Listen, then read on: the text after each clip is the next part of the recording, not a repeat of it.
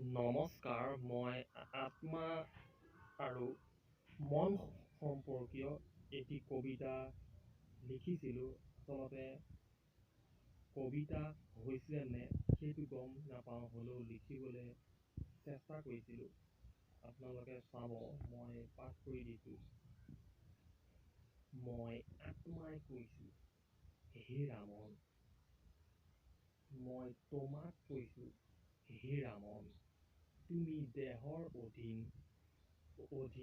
হ'লে সকলো পাহৰা, কেৱল পৃথিৱীৰ মায়ামোহৰ পিছত দৌৰি থাকা। মই আত্মাই কৈছোঁ, হে ৰামন, হে ৰামন, তুমি এই মানৱক বিভিন্ন খেল খেলাই থাকা। মানৱৰ দুখ হ'লে চকু পানী, আনন্দত হাঁহিৰ খিলখিলনি, আদিবোৰতো তুমিয়েই সৃষ্টি কৰা। মই আত্মাই কৈছোঁ, হে ৰামন, মন, তুমিয়েই সৃষ্টি কৰা মানৱৰ গৰ্ব, অহংকাৰ আৰু হিংসা। তুমিয়েই জড়িত মানৱৰ বিভিন্ন অনৈতিক কৰ্মত।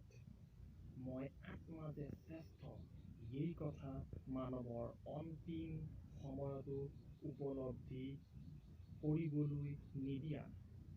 মই আত্মাই কৈছোঁ, হে ৰামন। Thank U.